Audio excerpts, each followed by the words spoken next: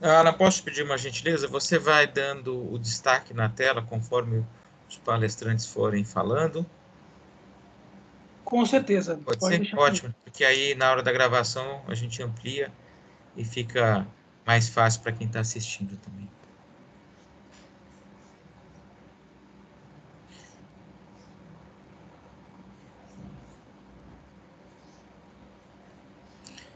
Eu gostei do seu background, hein, Vladimir? Que beleza! Então, é a nossa biblioteca central, assim, mata saudades virtualmente, né? Pois é, eu estou reconhecendo aquela sacadinha em cima ali de madeira e eu acho, nossa, ficou super bonita a fotografia. Você sabe que eu já fiz muita coisa nessa biblioteca, preparar aula, corrigir prova, tese de doutorado, artigo, pesquisa. Às vezes eu não consigo na minha sala, eu vou lá para o cantinho de uma das mesas, perto da janela, abro o computador, pego os livros e fico por ali. Pois Eu é, acho que tem um inspirador assim, o ambiente. o meu sobrinho já teve a oportunidade de ir, ele disse que é a biblioteca do Harry Potter. É verdade. É verdade, é. Ele se Lembra encanta, Você sabe que toda vez que a gente recebe palestrantes, pesquisadores estrangeiros, enfim, visitas internacionais no centro, que vêm participar dos nossos eventos, a gente tem um tour pelo Mackenzie, né? E a gente sempre começa pelo prédio 1, pela biblioteca. E é impressionante, né? Os acadêmicos, os professores, eles ficam encantados com a biblioteca, né? E eles gostam desse ambiente. Eu explico que ela é original, que muito do mobiliário aqui está aí operando aí, é centenário, continua prestando serviço, atualizado, obviamente. A gente recebeu um historiador que ele fez questão de subir nas prateleiras e buscar alguns livros históricos e pesquisar. Ele é um brasilianista, né? Ele ficou encantado. Falou assim, podia ficar horas aqui, passar uns dias aqui numa boa. Mas, enfim, eu acho que a gente já está, né? São 6h04, 6h05, eu dou o start oficial, né? Daqui a menos de 1 minuto, e a gente começa. Pode ser? Sim. Dr. Milton, Nelson, Perfeito, professor sim, Nelson? Perfeito. Ok. Aguardar esse 1 minuto. Acho que aí deu tempo também das pessoas se acomodarem à sala virtual, né?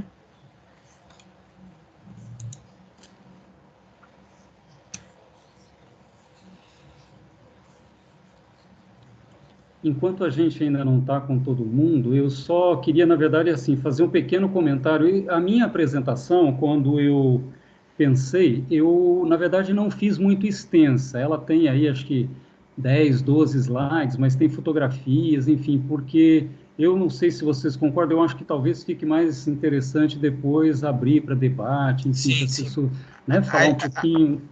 A ideia aqui é a gente fazer mais ou menos 20 minutos, né? A gente faz para cada uma das falas e a gente usa os 10, 15 minutos finais para perguntas e no final eu tenho só uma palavrinha, o professor Zé Geraldo vai participar, ele precisa dar um recadinho no final, coisa rápida, e aí a gente encerra, tá? Eu acho que a gente faz isso. Tá perfeito. Bom, aproveitando, né, que desse tempo a gente chegou ao horário de início, eu queria, então, oficialmente agradecer a presença do Dr. Milton Flávio, professor Nelson Furquim, né, os palestrantes de hoje à noite, ao público presente, ao apoio da equipe do centro, aí, o Alan, o Julian, para que a gente possa, né, nessa terceira semana, na verdade, a quarta semana de janeiro, né, encerrando o mês, nosso segundo evento deste ano, né, que é um evento sobre o setor do agronegócio. Antes de apresentar os palestrantes, eu queria dizer um pouquinho, muito rapidamente, qual foi a motivação do centro de fazer, nesse começo de ano, a discussão sobre o agronegócio. Nos últimos meses, na verdade, acho que no ano passado inteiro, né, a gente tem muita notícia vinculada do agronegócio. De um lado, a importância do agronegócio, né, como um setor que cresceu a despeito de todas as adversidades e garantiu o fornecimento de alimento, matérias e recursos para sustentar a economia mundial em tempos de pandemia. E o agronegócio brasileiro aí tendo o Brasil como um ator-chave aí no grande fornecedor mundial de alimentos. Então, a gente tem um impacto do agronegócio no PIB, o efeito sobre o nosso dia a dia, né, que é garantir o abastecimento, né, em condições que foram muito difíceis esse ano, e um crescimento enquanto outras atividades se contraíram, né, até pelo aumento da demanda mundial por alimentos, né. De um outro lado, a gente tem, e eu vou pegar só como um mote, né, a fala do presidente francês, que disse, não, temos que diminuir nossa dependência da soja brasileira, porque a soja brasileira destrói a Amazônia, que é uma informação falsa, mas isso se veicula mundialmente. Então, quanto mais o desempenho do agronegócio brasileiro se consolida, né, mais você tem, obviamente, os setores que concorrem. A gente sabe que a agricultura francesa, extremamente subsidiada, concorre com o agronegócio. E tem muito mito. Tem o mito do desmatamento, tem o mito do uso abusivo de recursos. E aí eu não quero adiantar a fala dos palestrantes, e portanto deixo para eles, mas nesses mitos a gente olha de fato os números, as estatísticas, o que tem envolvido de pesquisa e desenvolvimento, não só, né, liderados pela Embrapa, mas por outras empresas. O negócio não é assim, em termos de área ocupada, em termos de produtividade, e mais ainda, né, existe um outro grupo, né, e aí da classe que eu pertenço, dos economistas, né? Tem os economistas que ainda estão numa mentalidade dos anos 50, que acham que a indústria, né, é oponente da agricultura, então eles chegam estanques e separados. Então, o crescimento da, entre aspas, agricultura significa o atraso do Brasil, porque não estamos agregando valor, e tem que ser atividade industrial, e uma indústria, né, que remonta a um passado. E a gente sabe que o conceito maior não é de agricultura nem de agropecuária, mas de agronegócio, de uma cadeia que é industrializada, que tem pesquisa e desenvolvimento, que envolve máquinas, equipamentos, indústria química, fertilizantes, a indústria farmacêutica. Então, é um complexo muito grande, né? Então, quando a gente fala de agronegócio, a gente está falando de uma atividade que tem condições, sim, de alavancar a renda do Brasil, de inserir o Brasil com as suas vantagens competitivas e comparativas. Então, essa foi a nossa motivação, né? Tem muito ruído, muito barulho e muito mito. Então, o que é de verdade? O que nós temos? E aí, foi uma honra para a gente poder contar com um acadêmico e um empresário do setor. Ou seja, a gente tem aqui dois representantes, né, que têm visões distintas e complementares. Então, eu queria apresentar o primeiro palestrante, o Dr. Milton Flávio Moura, a quem, novamente, eu agradeço a gentileza de participar desse nosso evento, engenheiro agrônomo formado pelo Unesp, agricultor, empresário do agronegócio no segmento de fertilizantes especiais, especialista em administração rural pela Fundação Getúlio Vargas, presidente do Conselho de Administração da Nutriceller, Indústria e Comércio de Fertilizantes Especiais, presidente do nosso Fundo de Investimento em Pesquisa, o MAC Pesquisa, e membro do Conselho Deliberativo do Instituto Presbiteriano Mackenzie desde 2011, e também membro do nosso comitê gestor aqui do Centro Mackenzie de Liberdade Econômica.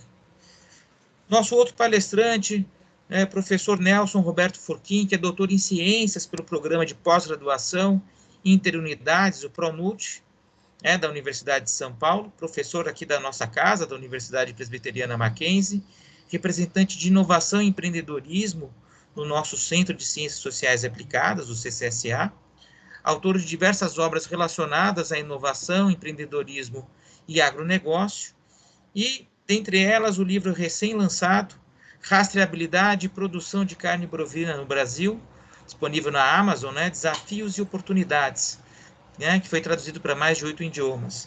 Então, é uma honra contar com os senhores hoje, e eu gostaria de começar a fala já convidando o Dr. Milton Flávio a desmistificar algumas coisas, contando o que é, assim, eu acho que antes da organização, essa sua trajetória no setor do agronegócio, o que está, como ela se deu e o que o senhor, ao longo desses anos, viu de avanço no agronegócio brasileiro, tirando algum desses mitos que são colocados. Por favor, doutor Milton Flávio, o senhor está com a palavra. Professor Valdemir, é uma satisfação muito grande nós estarmos aqui juntos, né? Também cumprimento a todos que estão conosco. Professor Nelson Furquim, obrigado pela presença e também pela conversa que nós vamos ter. A expectativa é grande, viu? E eu queria cumprimentar todos também, dizendo que a gente vai falar de alguma coisa que não é vivida na terceira pessoa, ela é vivida na primeira pessoa, né?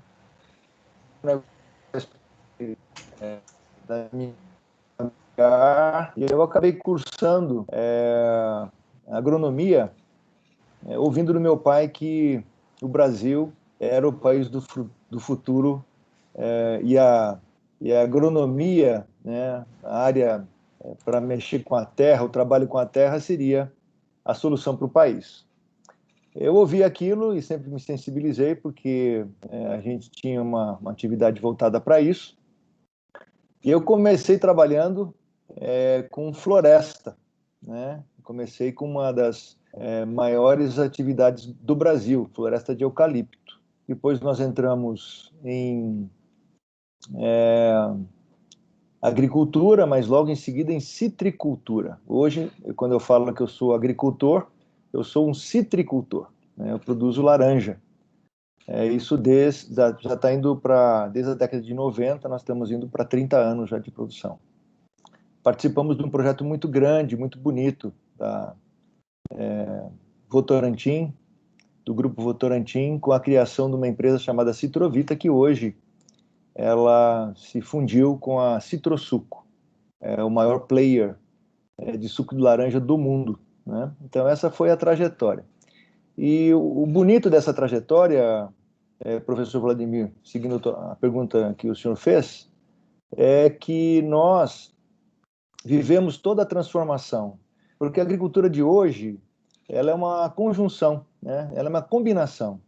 Eu posso dizer que talvez a cadeira que mais diga a respeito da agricultura é a cadeira da logística.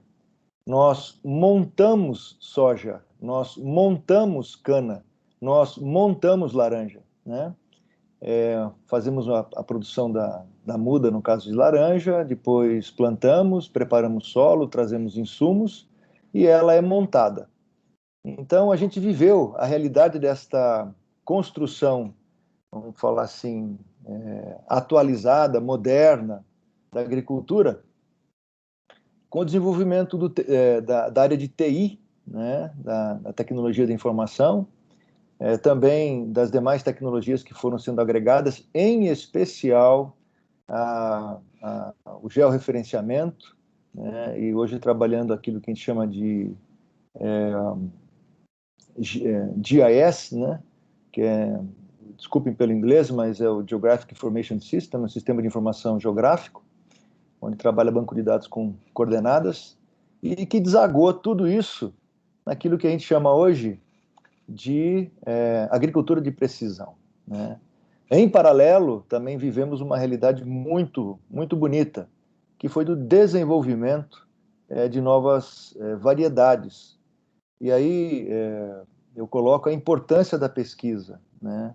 Nós vivemos a realidade aí no Mackenzie, do fundo Mac Pesquisa, de investimento, né, de pesquisa e investimento, e hoje ele chama, né, Fundo Mac Pesquisa, de pesquisa e inovação, né?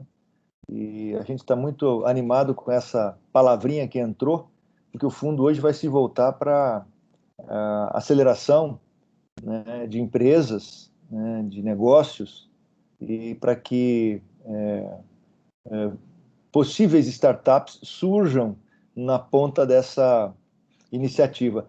E isso é uma ótima notícia para o nosso centro, viu, professor Vladimir? Porque nós vamos estar trabalhando isso de uma maneira bem intensa aí nos investimentos do Mac Pesquisa. Mas hoje a agricultura, ela passou por essa evolução ao longo do os tempos, né? E hoje a gente colhe literalmente os frutos disto. A expressão do agronegócio brasileiro é inegável, né? Ninguém pode dizer nada a respeito. Inclusive, eu acho que vai ser um tema, como o senhor mesmo colocou, a questão aí daquilo que vem sendo falado a respeito do agronegócio brasileiro. Eu só quero colocar um ponto para debate para nós, que eu entendo que o agronegócio brasileiro é o negócio agrícola e pecuário mais sustentável do mundo. Olha o que eu estou fazendo, olha o que eu estou falando. A proporção de área ocupada por essas atividades no Brasil é uma proporção muito pequena, quer pela ocupação diária realmente, né, que hoje não chega a 8% da sua área total disponível, e também quer pela quantidade de pessoas que o país tem versus a área que ele ocupa para a produção de alimentos. Então, hoje, nós conseguimos, vamos falar assim, desde os meus apontamentos aqui, deixa eu só pegar, por favor, desde 75 até agora 2020, né, é uma informação bastante divulgada, nós crescemos a produção do país em quase 7 vezes, né, de 75 a 2020, e a gente pouco mais do que dobrou a área de produção, né? Isso, sem dúvida, é uma excelente notícia, o que traz o Brasil, comparado com o resto do mundo, para a banda do país, talvez com a melhor performance no agronegócio que a gente tem no mundo, né? A gente produz muito alimento em pouca terra, com alta produtividade. O senhor me fez uma pergunta, o senhor quer continuar com as suas questões, ou a gente vai continuando aqui? Como o senhor prefere? Não, eu quero agora que o senhor aproveite o embalo e siga aí desmistificando alguns pontos, né, que deve estar na sua fala aí, que é a nossa motivação, né? Nessa visão de primeira pessoa. Perfeito, perfeito, perfeito. Inclusive, eu queria externar que nós somos certificados globalmente por uma certificadora, né, para um selo, né? O selo chama-se RFA, né, vem do inglês Rainforest Alliance. Isso nos habilita a dizer algumas coisas, né, com relação ao preparo do nosso país e de um produtor de laranja como nós somos. Ainda é um selo bastante distinto aqui no país, no sentido de poucas empresas do segmento do qual nós fazemos parte está arrolada nesse selo, né? É um selo de qualidade, de garantia de qualidade para consumo dos produtos agrícolas do Brasil no mundo. Então, essa qualidade do país de conseguir produzir alimento de qualidade a custos adequados nessa economia atual é algo que nos torna bastante diferenciados no mercado internacional. Eu queria continuar dizendo assim a respeito de por que o Brasil ele é uma expressão tão grande para o agronegócio global.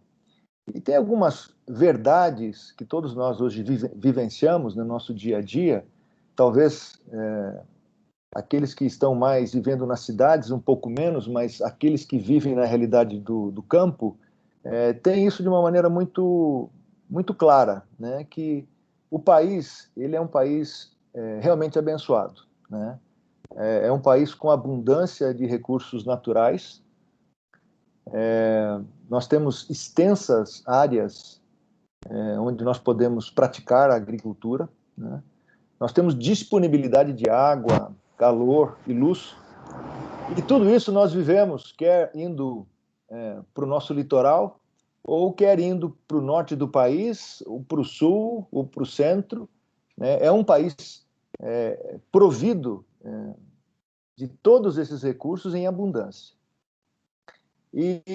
Mas, se fosse só isso, talvez a gente não tivesse chegado onde o Brasil chegou. O Brasil chegou no ponto que ele está hoje, de produtividade, de produção, né? Não especialmente por ocupação de áreas livres, né? E ocupando áreas livres, muito pelo contrário, né? Como nós vimos, nós dobramos a nossa produção em 7 vezes nesses anos e aumentamos a área ocupada com a agricultura da ordem de 2 vezes, né? Então, o que também tornou isso possível foram os investimentos em pesquisa agrícola. Com avanços aí na área do conhecimento, na área das tecnologias e em inovação. Outro ponto muito relevante é que houve um cuidado ao longo desses anos com relação à ação do Estado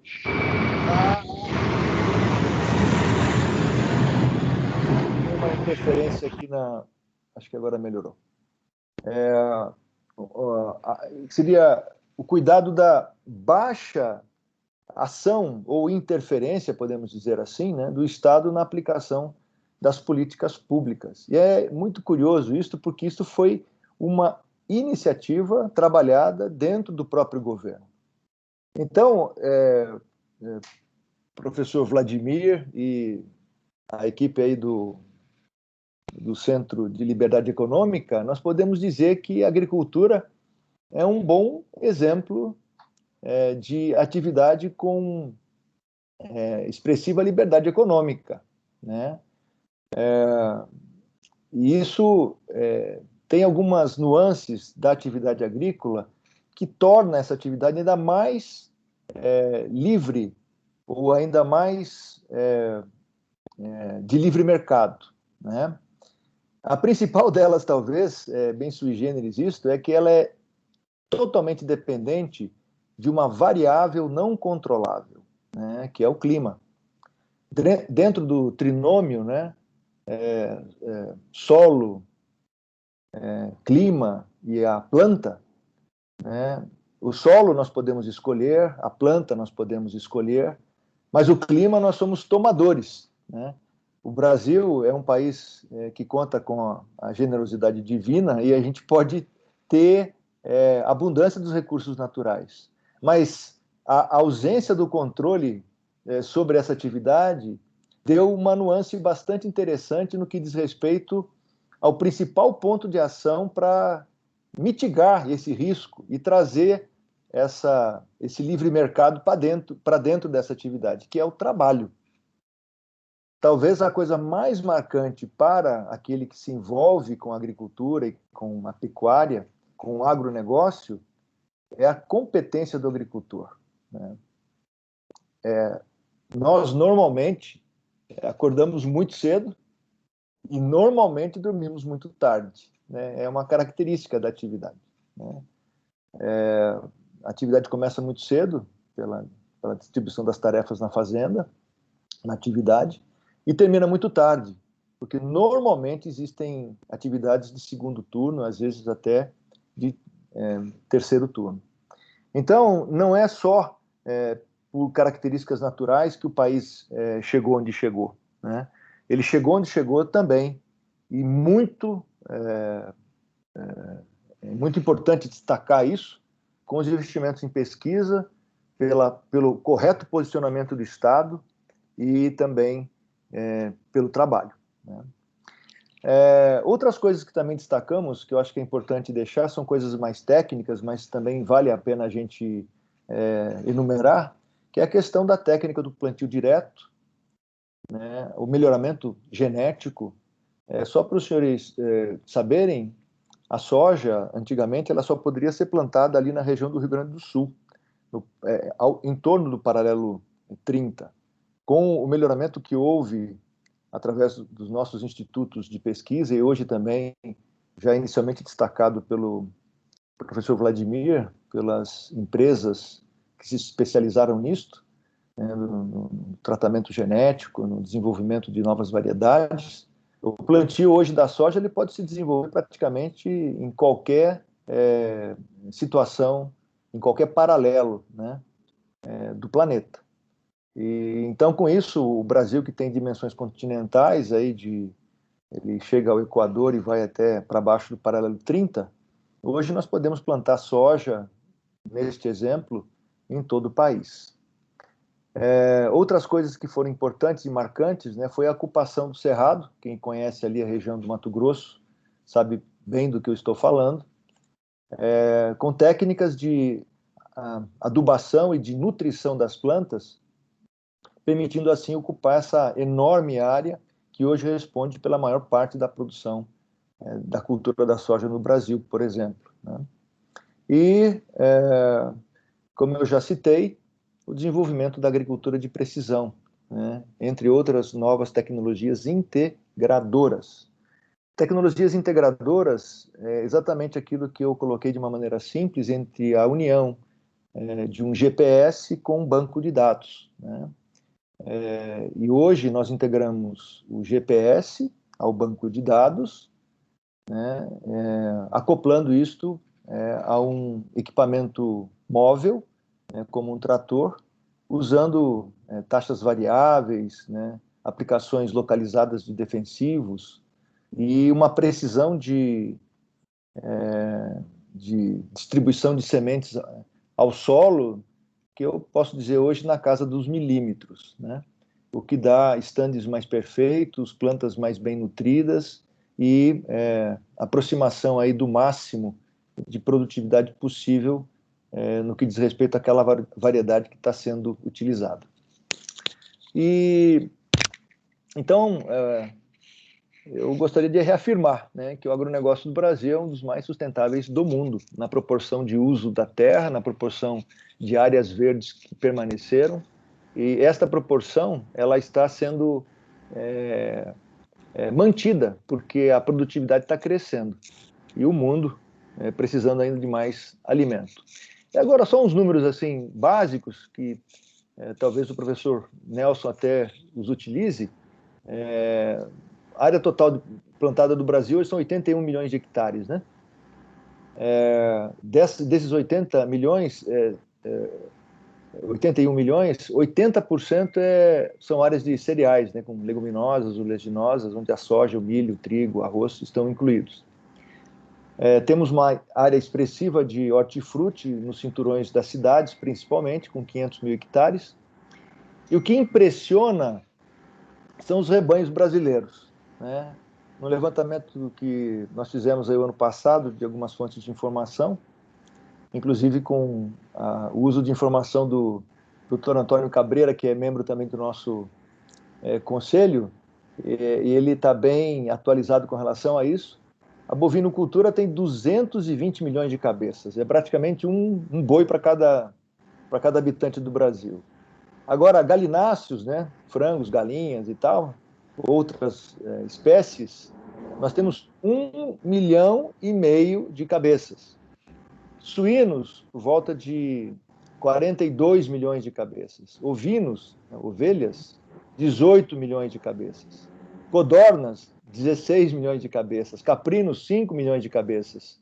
Equinos, 5,5 milhões de cabeças. E matrizes de suínos, né, para poder manter ali o rebanho suíno, 5 milhões de cabeças. E bubalinos, 1,4 milhões de cabeças. Com relação à instigação aí inicial do professor Vladimir, com relação àquilo que o presidente Macron colocou a respeito da soja, eu cheguei a ler várias coisas a respeito e eu concordo com uma delas. Uma delas eu concordo. Ele precisa se voltar para o mapa do globo e descobrir aonde está o Brasil e aonde fica qual que é a proporção de uso do solo do Brasil para a produção de soja, né? Quando ele faz uma aderência com relação à produção de soja e à Amazônia, tem um problema de geografia nessa distribuição, né? Na verdade, nós sim temos que tomar cuidado com a nossa floresta, isso é isso é sem questionamento, né? A gente não abre questão a respeito disto, é um cuidado que deve se existir, mas, mesmo considerando aí a área hoje ocupada, ela não chega aí talvez a 13%, 12% da área total de plantio de soja do Brasil, né? Isso nas proximidades e no entorno da região amazônica. Então, aderir uma coisa à outra é uma falta de cuidado com o agronegócio do país, né? Eu queria começar a nossa conversa a respeito disto apenas com esta questão da geografia do nosso país. País que nos traz muita satisfação de pertencer a ele, em especial de estar envolvido tão diretamente quanto nós estamos com o agronegócio. Por enquanto é isso, professor Ademir. Se o senhor quiser que a gente continue, o senhor vai dando as coordenadas, por favor. Ok. Muito obrigado, doutor Milton Flávio, por esclarecer e desmistificar alguns mitos e contar essa sua trajetória pessoal no setor, né, a partir da fala do seu pai, Isso. né, e ter acompanhado todas essas modificações, todo esse ganho de produtividade que houve no setor do agronegócio. Professor Nelson Furquim, eu gostaria agora de passar a palavra em complemento à fala do Dr. Milton Flávio, né, sobre essa questão de essas nossas vantagens competitivas, né, como é que elas se refletem. Nós somos o grande, não só fornecedor de alimento, mas somos o grande produtor e fornecedor de proteína animal para o mundo, né? Uhum. O senhor pode falar sobre esse sistema agroindustrial, sobre isso que o Dr. Milton Flávio falou, a quantidade de cabeças? Nós temos, por exemplo, um boi, né, para cada habitante. O que significa isso, né? Como é que a gente dá conta disso e das questões de logística também? Porque, como o Dr. Milton Flávio falou, o agronegócio é uma atividade que tem como core a logística. A gente sabe que porteira para dentro é uma coisa, porteira para fora a gente entra nas questões de infraestrutura também, né? Enfim, o senhor pode trazer luz sobre isso? Ok. Bom, em primeiro lugar, professor Vladimir, muitíssimo obrigado formalmente pelo convite para fazer parte, né, dessa discussão, desse tema muito importante, né, para o nosso país, internacionalmente falando, para os nossos negócios, enfim. Parabéns também ao Dr. Milton, né, pela excelente abordagem que ele fez, né, aí, tratando de temas diversos.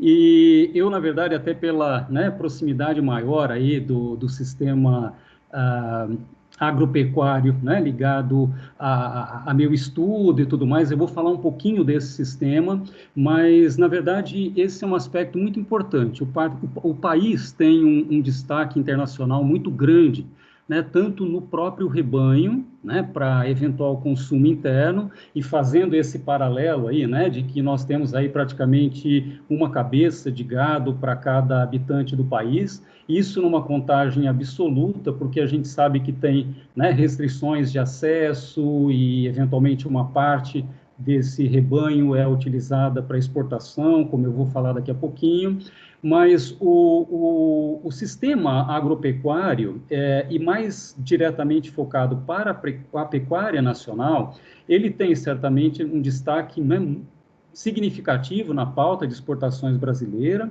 tem uma representatividade muito grande dentro do PIB agropecuário, isso é fato, né? Essa questão da importância deste sistema, né, dentro da nossa agropecuária tem gerado uma série de discussões importantes dentro do ponto de vista do abastecimento nacional e internacional. E então, eu estou trazendo aqui, né, para discussão, muito mais do que para apresentar algumas considerações empíricas e acadêmicas, alguns aspectos importantes para poder mostrar, né, dentro até alinhando com as falas do do Dr. Milton, o que modificou dentro do agronegócio brasileiro em termos da disponibilidade de tecnologias, de inovações, a geração de renda, a oportunidade, né, o acesso a uma alimentação de qualidade, né, e isso reflete diretamente dentro daquilo que nós temos de expectativa de ter um país que, por um lado, é um celeiro de produção de alimentos, principalmente in natura, e o que nós podemos fazer com isso para também estarmos alinhados com as melhores tecnologias de industrialização, oferta de alimentos de qualidade, garantia de alimentos saudáveis para a população, não só no país, no Brasil, mas internacionalmente. Então, eu vou dividir com vocês um pouquinho, algumas considerações aqui do ponto de vista uma pequena apresentação que eu fiz para trazer alguns aspectos que eu gostaria de dividir com vocês, para que depois a gente possa também gerar algumas discussões em cima disso. Eu vou fundamentalmente falar, então, sobre a produção pecuária no Brasil, aproveitando também o momento importante de discutir que dentro do conceito de sistemas agroindustriais, nós temos aí, basicamente, 6 grandes grupos de atores econômicos que formam essa unidade sistêmica que nós temos aqui. Nós estamos falando, então, de agricultura e de pesca, estamos falando de indústrias agroalimentares, a distribuição agrícola e alimentar, então, a logística tem um papel de destaque importante neste escopo, o consumidor final, o comércio internacional, já que nós estamos falando aqui, particularmente no caso da pecuária, de um item importante na nossa pauta de exportações, e a indústria e serviços de apoio. Tá? Então, é importante que a gente tenha em mente que o conceito de sistema agroindustrial, ele está muito embasado na noção de conjunto, na noção de sistema, que é um conjunto de elementos isolados, que têm funções próprias e que, associados, integrados, eles têm uma função estratégica única. Tá? Então, do ponto de vista básico aqui, trazendo para o sistema agroindustrial, é importante a gente considerar que nós estamos falando aqui das indústrias de insumos, a própria produção agropecuária, a indústria de alimentos como um todo, o sistema de distribuição, que todos eles estão integrados e têm uma dependência entre si. E isso fortalece, isso cresce à medida que nós vamos tendo cada vez mais inovações disponibilizadas, tecnologias acessíveis e baratas, pesquisas de ponta nas diferentes áreas que compõem os sistemas e, como consequência disso, a gente tem a geração de empregos cada vez mais qualificados e também a geração de renda. Então, só para exemplificar um pouquinho, eu tenho alguns dados aqui, que foram obtidos junto da Associação Brasileira de Frigoríficos, a Abrafrigo, e são baseados na Secretaria de Comércio Exterior do Ministério da Economia. Só para a gente poder comparar um pouquinho a importância das exportações de carne bovina no cenário da economia brasileira. E, então, de 2019 para 2020, em termos de volumes, nós tivemos aí um crescimento de 8%, e em valores nós tivemos um crescimento de 11%. Então, é um aspecto importante, como o professor Vladimir falou logo no início, na abertura desse nosso encontro, que é um setor importante, o agronegócio, do ponto de vista do papel que ele tem desempenhado, mesmo em situações de crise. E aqui nós estamos falando, basicamente, das exportações de carne in natura e processada. Lembrando sempre que a China é a nossa principal fonte compradora, que representa quase 59% do volume embarcado pelo país, e gerando aí uma receita de cerca de 5 bilhões de dólares. Isso representa aí praticamente quase 61% do faturamento total de embarques. Tá? E aqui, os principais destinos, né? Só para a gente também poder verificar aí como isso flutua um pouquinho, né, ao longo do tempo, em função de maiores ou menores demandas e em função de alguma complexidade que vai acontecendo ao longo do tempo e que também interfere nesses fornecimentos e aquisições. Então, só para a gente ter, né, aqui uma ideia, a China, né, tanto a parte continental mais Hong Kong, estão aí em primeiríssimo lugar, né, como o principal destino das exportações brasileiras, seguida pelo Egito, né, que depois, que em relação a 2019 teve um decréscimo de 23%, e o Chile, né, que seria o terceiro principal destino das exportações brasileiras. É claro que isso também, né, sofre o impacto de diferentes questões, né, como eu comentei há pouco, que podem interferir nesses diferentes fornecimentos e também em variações com o que ocorre com a economia nesses países de destino. Tá? A própria Abrafigo está fazendo uma projeção de crescimento das exportações, então, agora para 2021, variando de 3% a 5%, né, considerando aí, eventualmente, algumas situações mais particulares de crise e, principalmente, né, os principais, considerando aí que os principais destinos serão a União Europeia, né, os países árabes e eventuais outros novos mercados que ainda não são mercados de destaque para as exportações brasileiras.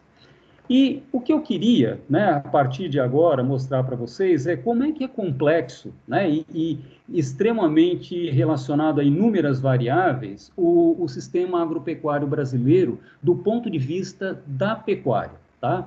A carne bovina, né, ela é um item super importante para a economia nacional e internacional e, claro, ela também é a principal fonte, né, de proteína animal para diferentes mercados.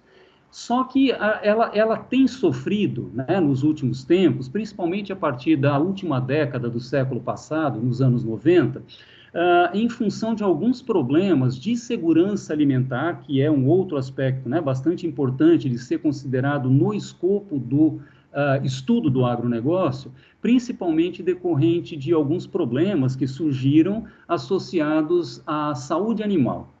E isso gerou, né, uma percepção crítica por parte dos consumidores, né, questionando a qualidade de determinados alimentos e também gerou um impacto nas políticas internacionais de comercialização entre diferentes países. Como é que isso acabou acontecendo, né? Na verdade, o que desencadeou essa discussão foi a contaminação de alimentos, né, decorrentes do uso de matérias-primas animais que estavam contaminadas. Então, é sabido que a contaminação de alimentos, né, quando ela ocorre, principalmente em função de matérias-primas animais, o tratamento, né, o cuidado, o controle sobre essa contaminação é bastante complexo e complicado. Então, surgiu, né, a discussão acerca da necessidade de se implantar alguns sistemas dinâmicos de monitoramento, né, dessas transações envolvendo alimentos e também um envolvimento mais intenso, né, de agências nacionais e internacionais para fazer a inspeção, tanto do ponto de vista, né, da cadeia produtiva local, quanto nas transações internacionais. Alguns exemplos do que eu estou trazendo aqui, né, são os casos que foram desencadeados, né, internacionalmente com os aspectos da gripe aviária e também a doença da vaca louca. Tá?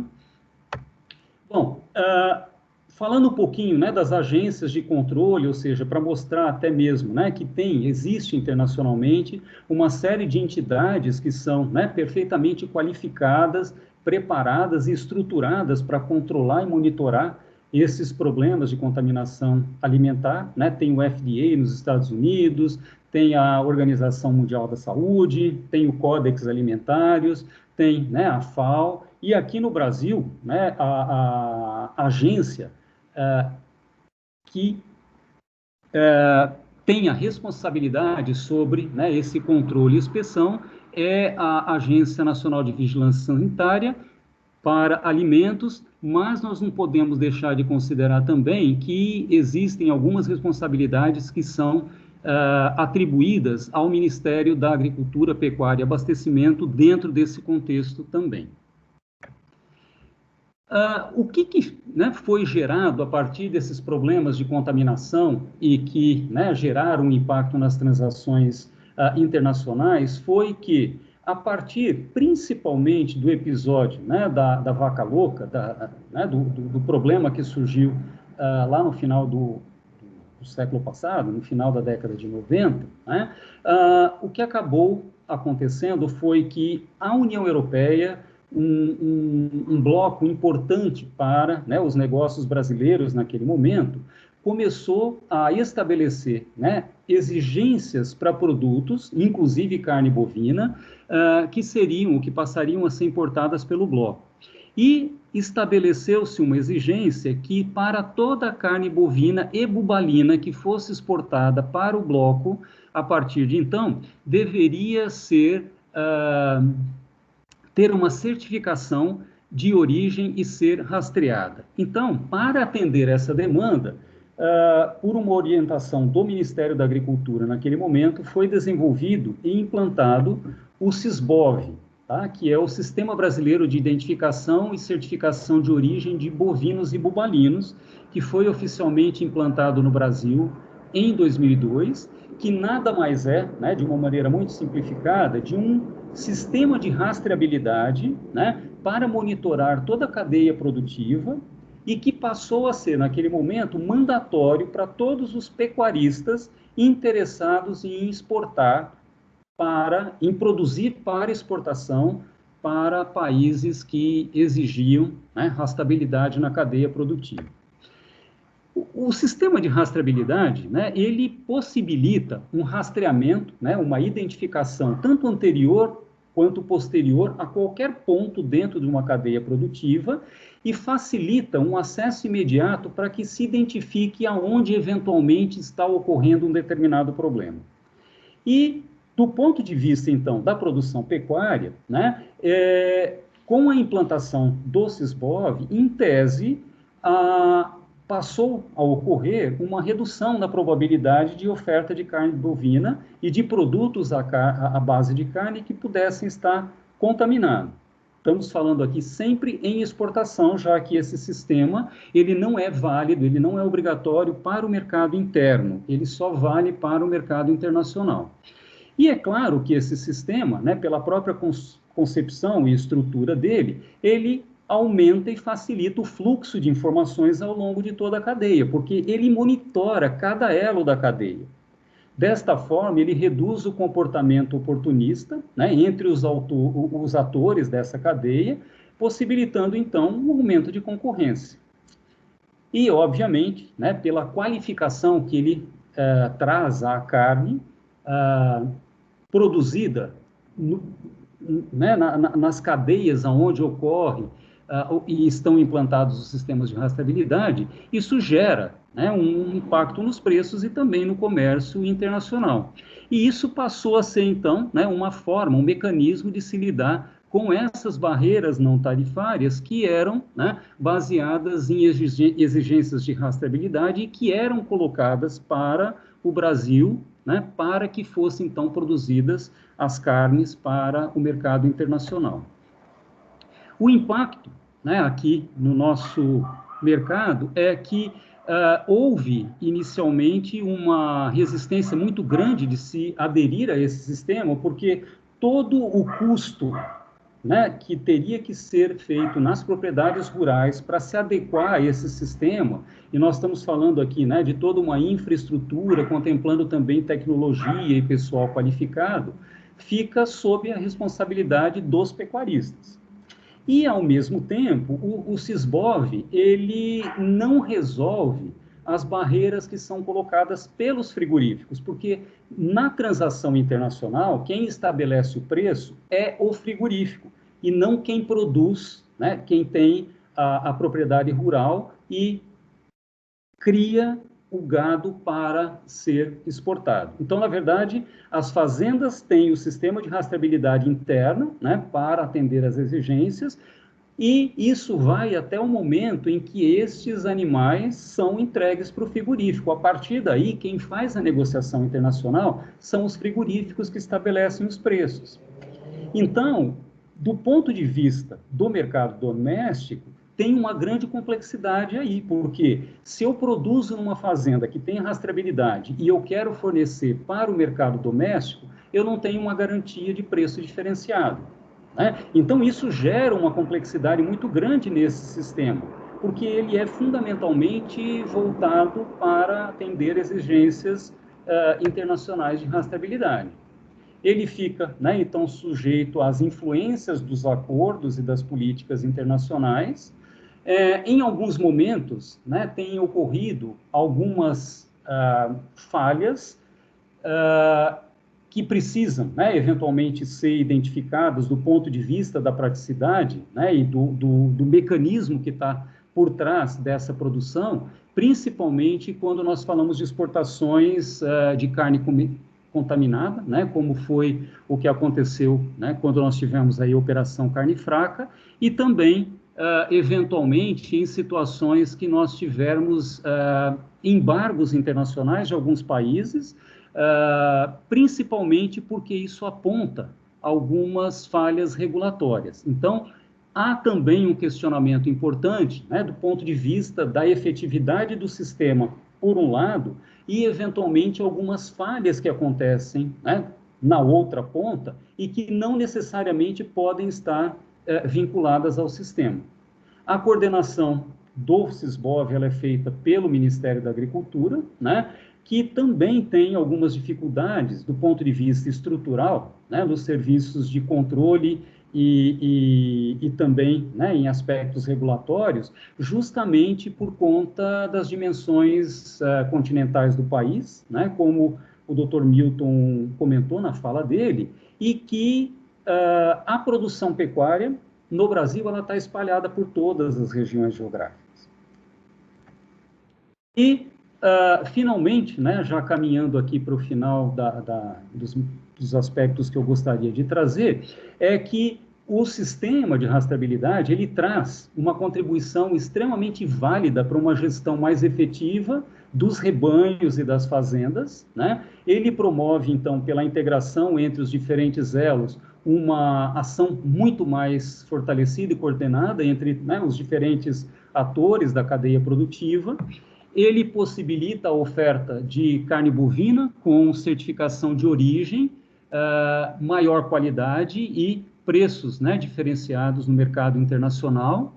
Ele reduz ou contribui para reduzir assimetrias de informação e também incertezas, né, geradas aí por externalidades dentro da cadeia produtiva, e possibilita uma alameda bastante intensa e longa, né, para a implantação de tecnologias e de inovações que são usadas nas áreas rurais e que têm sido, né, usadas nas áreas rurais à medida que elas ficam, então, mais disponibilizadas e barateadas. Então, com isso, eu queria, né, trazer uma discussão do nível de complexidade dos diferentes fatores e variáveis que interferem e que podem gerar uma maior eficiência ou não dentro de um sistema agroindustrial. Era isso que eu tinha, né, nesse momento para compartilhar com vocês. Muito obrigado, professor Nelson Furquim, pela sua apresentação. Aí o cuidado de apresentar um sistema tão importante, né, como foi mencionado aqui nas falas, né? E eu gostaria, então, de abrir aqui para as perguntas. Tem uma primeira pergunta, né, que eu acho que é direcionada aqui ao Dr. Milton Flávio, né, aqui da nossa audiência, que ele diz o seguinte: olha, ele gostaria... É o Edilson Chagas, né, que fez a pergunta. Ele está perguntando: olha, quanto a tecnologia, tratores, colheitadeiras, automatização de ordeias, sementes transgênicas, GPS, drones e até adubos, a maior parte é importado, ou seja, o que agrega mais valor é importado e nos coloca num degrau mais baixo da cadeia de valor. Isso é verdade? Né? O outro ponto que ele pergunta, só para emendar isso, é verdade que o grande agronegócio emprega muito pouco? Isso são verdades ou são mitos? O senhor pode nos esclarecer? Dr. Milton Flávio, nada melhor do que o senhor que está aí na visão de primeira pessoa para responder sobre isso. Bom, primeiro, obrigado pelas perguntas, né? É bem interessante essa questão da importação, porque, na verdade, parece que a gente importa mais, né, do que exporta, né? Nesse sentido.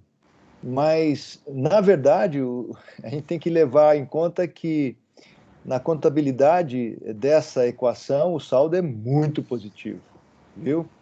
É muito positivo.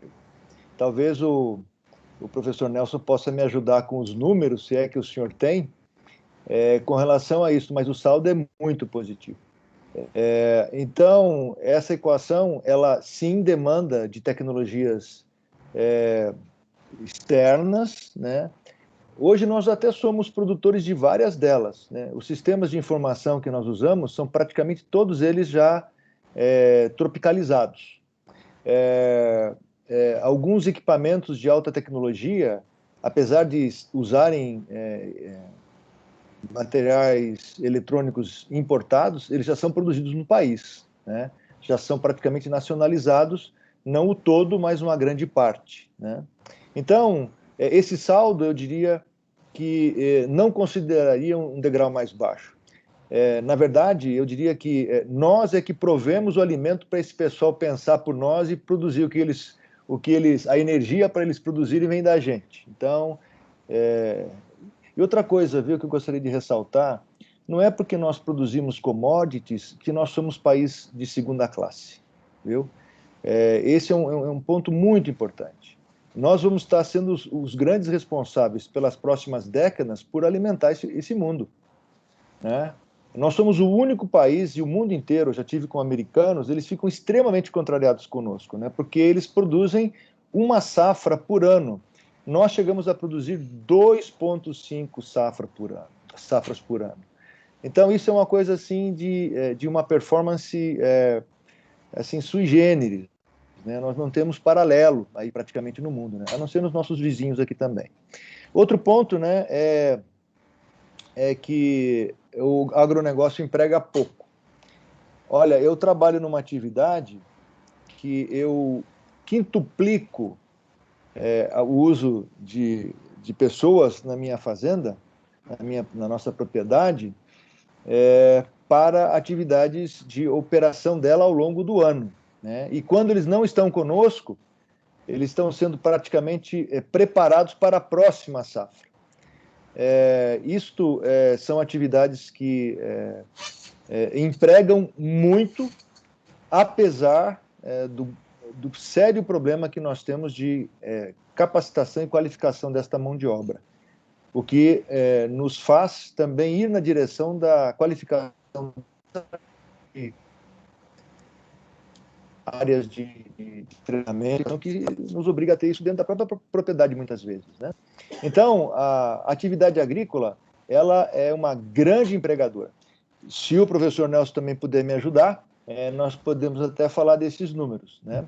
Mas no Brasil, nós temos esta atividade como uma das de maior capacidade de produção de empregos ainda. É uma grande empregadora, sim. Professor Nelson, deseja complementar? Sim, eu gostaria, sim, na verdade, também de fazer um pequeno acréscimo com relação inicialmente à questão da tecnologia. Vale ressaltar também a importância de alguns institutos de pesquisa e de algumas empresas de pesquisa voltadas para o setor do agronegócio no Brasil, que são grandes fornecedores de tecnologia para o mercado internacional. Só para citar alguns exemplos aqui, a gente tem a Embrapa, né, que está atuando fortemente aí no desenvolvimento e no barateamento de tecnologias visando acessibilidade, né, para produtores agrícolas em todas as regiões, considerando as particularidades de cada área e de cada tipo de produção, e também o ITAL, né, que fica em Campinas, o Instituto Tecnológico de Alimentos, que tem também um reconhecimento internacional como gerador de tecnologias voltada para o fornecimento, né, dessas tecnologias para a indústria alimentícia como um todo, e, a partir daí, atender diferentes demandas de mercado, não só no Brasil, como internacionalmente falando. E do ponto de vista da geração de empregos, eu acho que também é importante a gente ressaltar que, em função, né, dessa grande vantagem que a gente tem, que o Dr. Milton apontou agora há pouco, de, em alguns tipos de culturas, de nós termos mais de uma safra, isso acaba sendo uma oportunidade recorrente de constância da empregabilidade, né, dessa mão de obra que, mesmo não sendo uma mão de obra altamente qualificada, muitas vezes, né, como é o caso de cana-de-açúcar, e colheita de café ou até mesmo de laranja, isso também é uma forma de geração de renda. Então, é importante porque, do ponto de vista da nossa condição, né, geográfica, condições aí de clima que possibilitam algumas safras ao longo do ano, isso também gera uma continuidade de oportunidade de trabalho. Obrigado, professor Furquim. Eu tenho uma pergunta que eu gostaria de fazer agora ao Dr. Milton Flávio. Como é que o senhor enxerga a questão da relação hoje do setor de agronegócio com o mercado de capitais, com os instrumentos financeiros que foram desenvolvidos? E quando a gente falava de agricultura no passado, a primeira coisa que vinha era crédito agrícola. O crédito agrícola, o Banco do Brasil. Só que hoje, nesse mundo moderno do agronegócio brasileiro, o que tem hoje disponível? E aí, contando em primeira pessoa, né, do ponto de vista da sua atuação empresarial, quais são os mecanismos de contratos futuros e outros instrumentos financeiros que são comumente utilizados, assim, né, acompanhar as cotações de mercado, né, sou produtor de laranja, então tem a Bolsa de Chicago. Como é que isso, na atual rotina do agronegócio, se dá? Muito bom. Na verdade, o produtor agrícola, professor Vladimir, ele busca, dentro do supply chain dele, encontrar um bom cliente operador do mercado de capitais. Né? O que é isto? Note que o professor Nelson, ele já destacou a questão do câmbio este ano. Né? Isto impacta custos, mas também para commodities ligadas a preços internacionais, ele também melhora as receitas. Então, esse balanço ele tem muito a ver com o tipo de contrato e a saúde, vamos falar assim, né? O tipo de relação, né? O quão saudável, melhor, é a relação na cadeia de suprimento ligado a nós que estamos mais para trás desta cadeia, escolhendo um operador mais à frente dessa cadeia que traga segurança para toda ela. Então, a forma de operar mais adequada é aquela onde nós vinculamos a comercialização do produto, né, com um operador que já tem essa linha de crédito estabelecida. Na verdade, o Brasil cresceu muito através dessa disponibilização e dessa, vamos falar assim, irrigação de crédito através dos próprios clientes. Né? Isso nós temos vários instrumentos. Nós usamos o instrumento de operação com esse operador, que é um operador internacional. A produção, ela é a grande maioria da fruta processada no país. Hoje já muito menos que no passado, porque o mercado interno ele se avolumou bastante e nós somos grandes consumidores de suco de laranja, né? Acho que eu posso dizer isso de quase todos que estão aqui nessa sala hoje. E, por favor, continuem tomando para baixar o estoque, tá? Isso faz bem para o mercado, viu? Por favor. Então, essa realidade é uma realidade que a gente procura trabalhar. Outras realidades nas culturas de grãos, elas são trabalhadas também com base no sistema de troca, né? Esse sistema de troca funciona muito bem, porém, alguns deles com a complicação da trava de câmbio e as interferências que sofrem por um lado com o câmbio e sofrem por outro, às vezes, com o mercado. Isso não aconteceu nesses últimos 2 anos, praticamente. O mercado está muito aquecido, isso tem sido favorável. Então, o saldo de irrigação através desses sistemas de financiamento da produção tem sido bastante suficientes para suprir a demanda. E só uma coisa que eu queria colocar: o que tem existido hoje, na verdade, pelo crescimento do agronegócio, uma falta de suprimento de equipamentos. Nós estamos vivendo isso, né? Os equipamentos tiveram uma alta grande pela questão da moeda, e não é por falta de recurso, é por falta de suprimento, né? Nós não temos equipamentos, está muito difícil de encontrar equipamento em prazo exíguo, né? Então a gente está tendo que melhorar bastante o nosso planejamento também, ou encontrando alternativas que às vezes é a segunda, a terceira opção para a gente poder operar. Mas, enfim, as fontes que eu acredito mais interessantes são aquelas ligadas ao seu próprio canal de escoamento via o seu cliente. Essa, para mim, é a mais importante e praticamente tem suprido, né, no nosso caso, a demanda de capital. Muito obrigado, doutor Milton Flávio, pela resposta. E aqui eu queria agradecer. Tem uma pergunta do professor Adilson Caldeira, que está parabenizando os palestrantes, né, e o evento. E ele tem 2 perguntas que na verdade é uma só, que eu vou conectar aqui, né?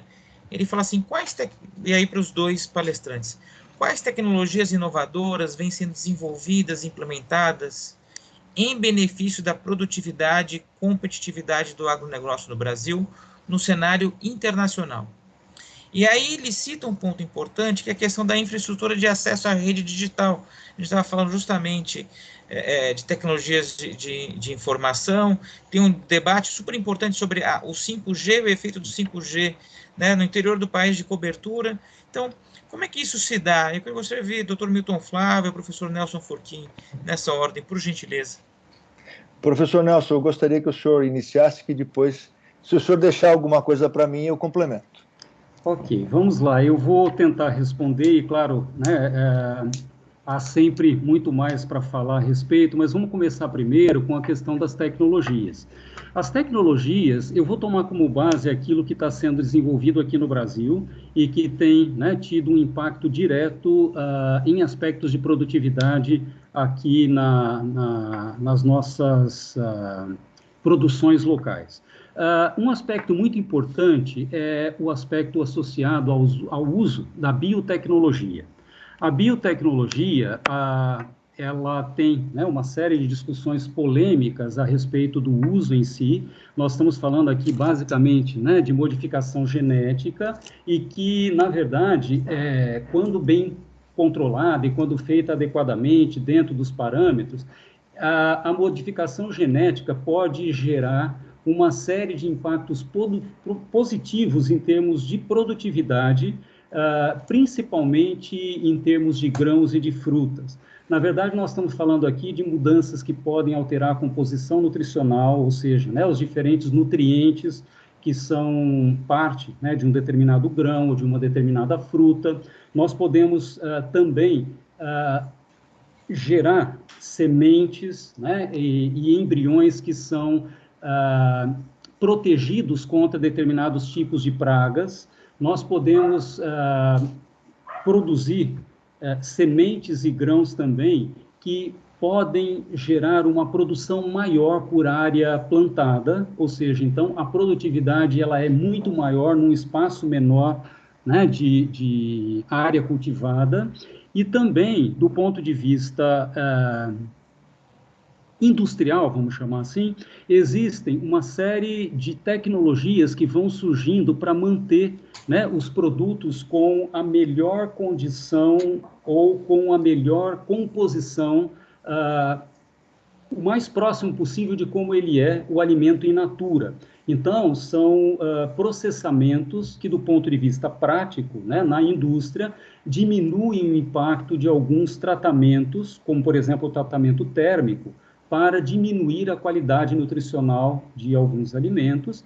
E, por outro lado, a gente também tem tecnologias crescentes que possibilitam a disponibilidade de produtos de qualidade em diferentes regiões, como, por exemplo, né, alguns tipos de tecnologias que possibilitam que os alimentos permaneçam em temperatura ambiente, né, que não precisam de refrigeração, para que isso possa, né, diminuir o custo de logística ou o custo de transporte, porque a gente sabe que nós estamos num país tropical, as temperaturas, em geral, médias são bastante altas, e transporte a frio é extremamente caro, tá? Isso do ponto de vista, né, das tecnologias e do que elas podem gerar em termos de produtividade. Dr. Milton, você pode complementar, por favor? Posso sim. Gostaria de, em complemento aí este comentário que o professor Nelson fez, as tecnologias que mais se destacam aí no campo para isto foram aquelas que nós citamos, né? E algumas mais sofisticadas um pouco, elas vão na direção de inteligência artificial para tomada de decisão até em equipamentos autônomos. Eles estão chegando já, né? Isso significa que o uso de defensivos ele vai ser bastante minimizado num tempo bastante curto, né? Ou por uso de tratores autônomos ou por uso de drones, né? Também para uso para essa finalidade, né? Mas, de novo, a quebra de paradigma bastante importante, né, do papel e lápis foi quando surgiram as constelações de satélites, né? A primeira GPS, agora a GLONASS e outras tantas aí, a chinesa, a europeia, enfim, né, a indiana que está aí presente, e agora também uma constelação inimaginável numericamente falando, né, do serviço de satélite que está sendo ofertado aí pelo Elon Musk, né, através aí do SpaceX, né, que é o que está colocando isso no ar. Então, aquilo que foi comentado também, associado ao GPS, hoje nós vamos ter esta mesma constelação fornecendo coordenadas geográficas, elas também vão permitir, de uma maneira muito mais simplificada, a conexão internet, né, através da internet.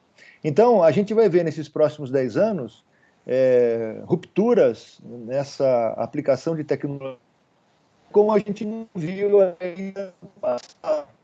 Achamos que o prazer de operar um dos primeiros PCs do país, viu, professor Vladimir e professor Nelson? Eu não imagino o que eu vou ter a oportunidade de operar daqui para frente. Eu só queria comentar também que eu operei um dos primeiros PCs do país e tenho um dos primeiros GPS que chegaram no país também. É uma relíquia que a gente tem, e aí vocês podem imaginar se eu gosto de tecnologia ou não.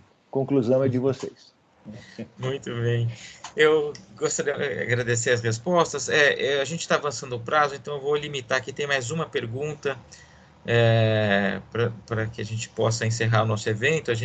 A conversa está boa, a gente acaba se empolgando, mas eu preciso se estender. Eu preciso estabelecer um ponto final aqui.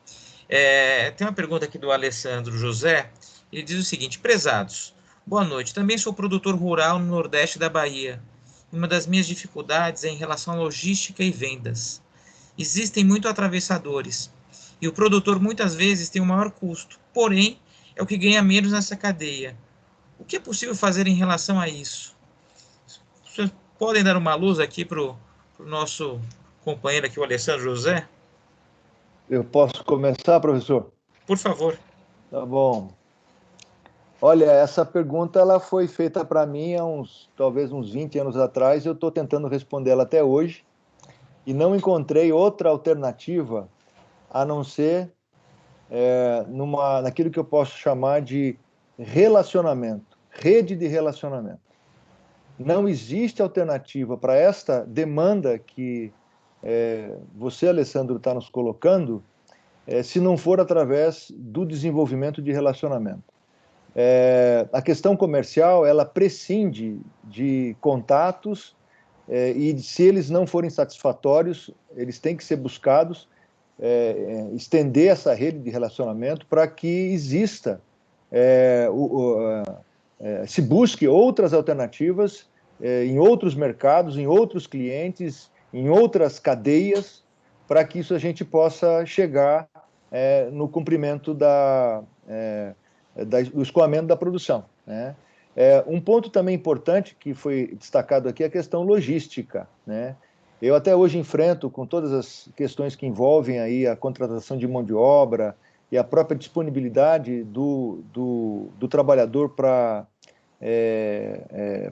trabalhar com algumas questões de oferta de crédito que estão aí presentes até pela questão da pandemia.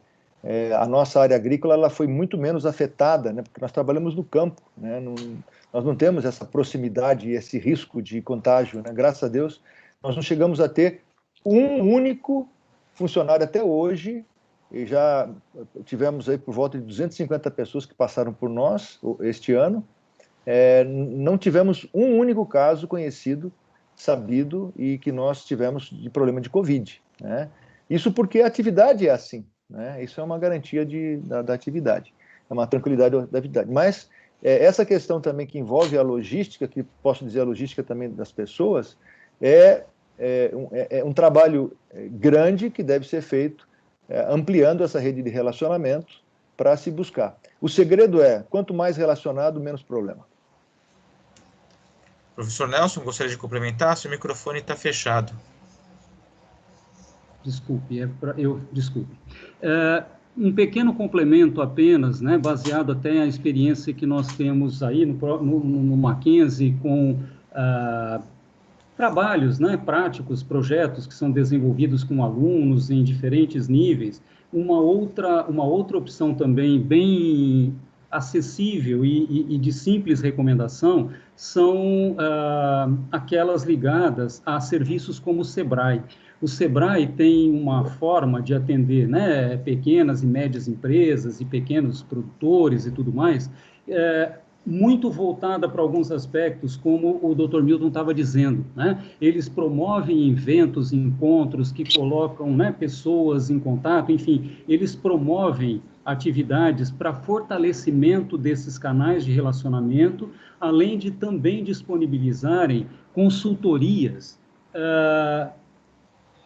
customizadas, né, particularizadas para as necessidades de cada situação dos pequenos e médios produtores. Então, como é uma entidade que tem, né, polos em diferentes áreas do país, em diferentes regiões e cidades, também poderia ser uma opção importante para poder ter um canal um pouco mais profissionalizado, eu diria, né, de fortalecimento de relacionamentos e de acesso a consultorias. Muito obrigado, professor Nelson. Eu quero pedir desculpa para vocês, eu quero pedir desculpa aqui. Teve uma das perguntas que eu acabei pulando, eu quero pedir a licença, gente, só para a gente fazer, para eu não ser injusto aqui.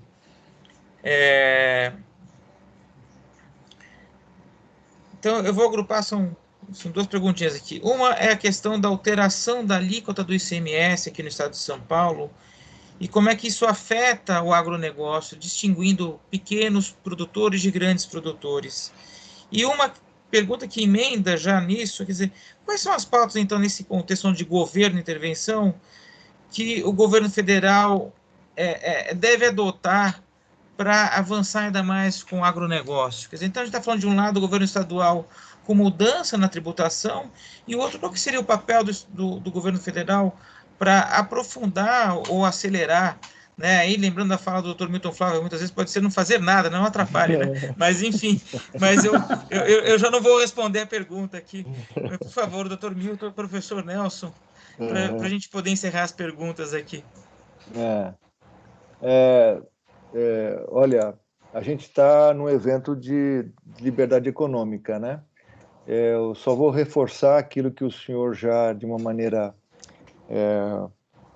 bastante clara, né, na sua colocação, já disse, né? Nós temos que melhorar a nossa estrutura do Estado para não onerarmos a cadeia de produção, porque, na verdade, isso, infelizmente, né, acho que foi descoberto tardiamente pelos idealizadores desse aumento do ICMS. O problema, ele impacta, sim, a cadeia de produção, né? Impacta, sim. Mas, na verdade, ele onera o menos favorecido. Isso é um problema assim, gravíssimo, gravíssimo. Então, eu levo isso à frente, eu posso até ter um nível de impacto, né, econômico significativo e que não faz sentido algum do ponto de vista de projeto alternativo para redução do custo do Estado, né, que nos onera. Então, eu diria, completamente desnecessário, completamente assim, repudiável pelo segmento, né, e é o que está sendo feito, de um nível de falta de consciência que chega a surpreender, porque, na verdade, aqueles a quem a gente quer cuidar são aqueles que a gente mais pune, né, com essa situação. Este por um lado. Por outro lado, né, o que fazer, né? Por favor, deixem a gente trabalhar, né? Deixem a gente trabalhar, não interfiram, né? Procurem alternativas para capacitação, qualificação da nossa mão de obra, do nosso pessoal, do nosso corpo técnico. Vamos continuar fazendo pesquisa como o Brasil tem feito, né? Como a gente tem procurado também estimular aí no Mackenzie, porque o caminho é esse. O agronegócio brasileiro, respondendo por quase 25% do PIB, é algo assim exemplar nesse sentido. Então, recomendo que a interferência seja baixa e que se repense completamente a oneração da cadeia de produção agrícola do nosso país. Por favor, deixa a gente trabalhar. Ok, eu também vou falar, concordo com tudo que o professor, com tudo que o doutor Milton comentou. Eu só gostaria de ressaltar, na verdade, né, que é necessário que ocorra uma modernização, vamos chamar assim, da economia nacional, né, e existe a necessidade premente de um sistema tributário que seja coerente e moderno, né, que possa permitir, então, tanto a agricultura quanto ao agronegócio como um todo, aumentar o potencial competitivo, porque senão isso vai, né, jogar na contramão e vai se tornar uma desvantagem competitiva, como já está acontecendo em alguns setores. Então, a carga tributária, ela é realmente, assim, absurdamente alta, né, e em algumas atividades, a ineficiência associada, né, com esses impostos altíssimos e uma prestação de serviços aí que muitas vezes acaba sendo deficiente, joga na contramão para que a gente tenha competitividade na atividade agrícola e do agronegócio como um todo. Perfeito. Obrigado, professor Nelson. Eu queria só, então, arrematar aqui a nossa conversa e, rapidamente, uma experiência que eu tive, porque o doutor Milton Flávio falou, deixa a gente trabalhar, e em vários momentos falou sobre capacitação da mão de obra, necessidade não só da mão de obra, né, que está na base, né, operacional, mas também dos técnicos que estão trabalhando, né, modernizar a nossa economia, do professor Nelson. Então, tem uma demanda educacional, né, a gente entende. Alguns anos atrás, eu fui coordenador geral de um programa de desenvolvimento do Banco Mundial, feito pelo governo do estado, ou para o governo do estado de Tocantins, para potencializar o uso da ferrovia Norte e Sul. E a estratégia que as nossas rodadas de fórum, de participação, assim, a sociedade do Estado escolheu como trajetória de futuro é um Estado baseado no agronegócio, ou seja, em agregar valor a partir do agro, entendendo que essa era a vocação, né? E na experiência que eu tive de campo, e aí atravessar a BR, plantação de soja, conhecer, fazer rodada, né, vários profissionais da área, principalmente técnico agrícola, os engenheiros que estão lá a campo, e os demais sentiam falta, assim, eu gostaria de fazer uma especialização, um aperfeiçoamento na minha área, mas eu estou fisicamente distante, eu não consigo chegar, né? Eu tenho que tomar um avião, muitas vezes não é avião fretado, né? Não é linha aérea comum, você tem que sair, é um custo enorme. Então, nessa preocupação toda, eu gostaria de convidar o professor José Geraldo, eu acho que ele tem uma solução para essa questão que pode ajudar a contribuir na questão de qualificação, de melhoria técnica, no sentido que tanto o Dr. Milton como o professor Nelson falaram, da modernização. Professor José Geraldo, o senhor está aí? O senhor pode nos ajudar? Estou aqui, muito boa noite, com muito prazer. Eu quero agradecer ao professor Vladimir pela oportunidade, esse evento maravilhoso do Centro de Liberdades Econômicas, um evento de altíssimo nível, com 2 palestrantes fantásticos. Obrigado, professor Dr. Milton, pelas suas colocações, ao meu querido colega Nelson Furquim. Eu sou o professor Zé Geraldo, sou representante dos cursos de Educação Continuidade, de alguns desses cursos, junto com outros colegas, e eu sou justamente o coordenador do curso de Economia e Gestão do Agronegócio. A gente percebeu pelo webinar quão complexo e quantos conhecimentos são necessários, né? Como evoluiu no tempo isso. E o Mackenzie, como o professor Vladimir disse, ele está atento a esse setor, que é um setor vibrante, um setor relevante. Ele desenvolveu um curso de pós-graduação que resolve justamente o que o professor Vladimir colocou. Ele pode ser cursado em qualquer lugar do Brasil. Então, eu gostaria de pedir, eu queria apresentar para vocês, brevemente, em 2 minutos, a nossa proposta. Hoje, a fala do Dr. Milton também sobre a tecnologia, do professor Nelson, nos mostra que a única certeza que a gente tem é da mudança. O Dr. Milton falou que em 5 a 10 anos que as coisas vão acontecer. A pandemia nos mostrou que em meses pode transformar os hábitos dos consumidores, né? Então, a única coisa certa que nós temos é isso, e que a gente vive o long life learning, aprendizado contínuo para o resto da vida. E posso compartilhar rapidamente aqui, professor? Por favor. Então, o Mackenzie desenvolveu, deixa eu baixar aqui, o Mackenzie, então, possui um curso de pós-graduação lato sensu, que busca justamente capacitar os profissionais para assumir os postos estratégicos de liderança em toda a cadeia, né? A gente sabe que hoje a grande disputa mundial ela se dá nas cadeias, não é só nas empresas, né? A gente tem, como o doutor Milton falou, é muito importante o relacionamento, e a cadeia é fundamental. Então, em todos esses postos estratégicos, em empresas, órgãos governamentais, ONGs, em diferentes segmentos do agromercado. E ele é voltado para os profissionais de média e alta gerência em empresas de todos os elos do agronegócio. Após a conclusão do curso, obtido as notas, ele recebe ela recebe a titulação de especialista em economia e gestão do agronegócio. E esse curso, ele foi desenhado numa modalidade de ensino à distância, então é completamente flexível, mas ele tem uma diferença para os demais cursos. Não é um curso EAD que você simplesmente vai ter telas gravadas e aulas, não. Além disso, você vai ter a possibilidade de compartilhar experiências e trocar conhecimentos. Aqui a gente no Mackenzie, a gente acredita que conhecimento é um ativo que quanto mais você divide, mais você multiplica.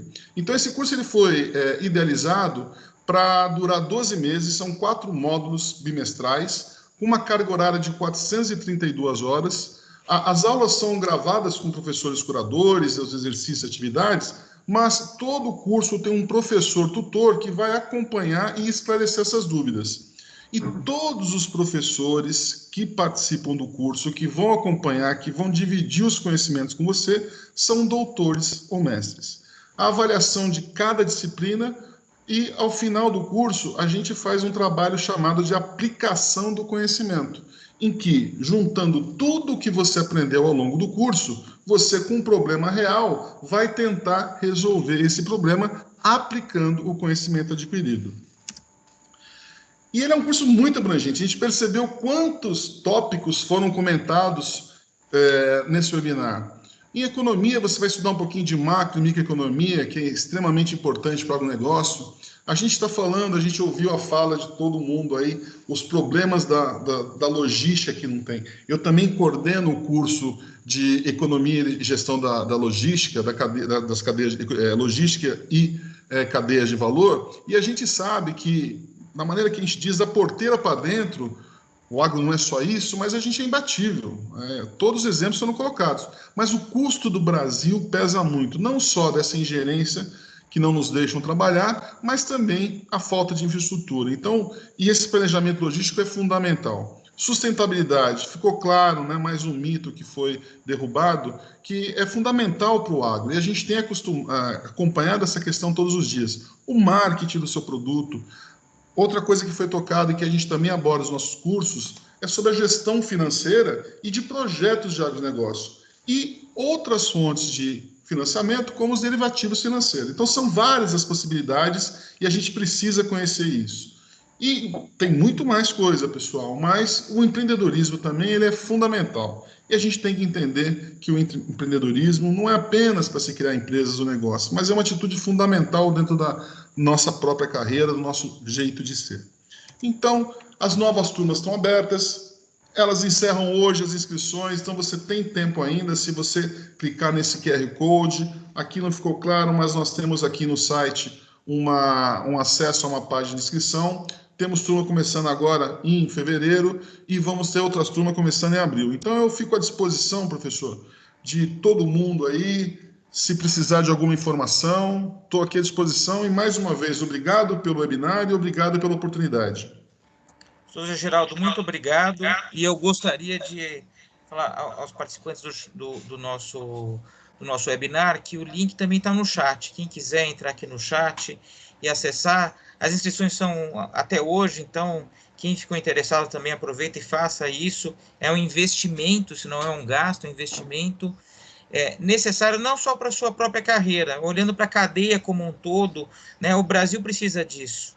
Né, de técnicos e gente mais qualificada, e com essa condição de tornar de fato o Brasil não só o fornecedor mundial de alimentos, mas um exemplo em competitividade, sustentabilidade e em gestão. Eu queria muito agradecer a presença do Dr. Milton Flávio, do professor Nelson Furquim. Eu ficaria aqui mais 2 horas conversando. A conversa é boa, né? A conversa é muito boa e foi muito interessante. Agradecer a audiência que ficou até o final, que fez pergunta. Então, assim, eu tô muito contente. O professor Geraldo, que veio solucionar uma angústia minha, né? Que essa angústia quando eu estava no campo, fazendo trabalho, e eu me apresentava como professor, mas eu gostaria de estudar, eu não posso, porque eu não posso me deslocar, e você trouxe uma solução. Muito obrigado a todos, boa noite, e foi excelente. Um grande abraço. Muito obrigado. Obrigado, abraço a todos, viu? Obrigado. Parabéns pelo evento também. Obrigado, abraço.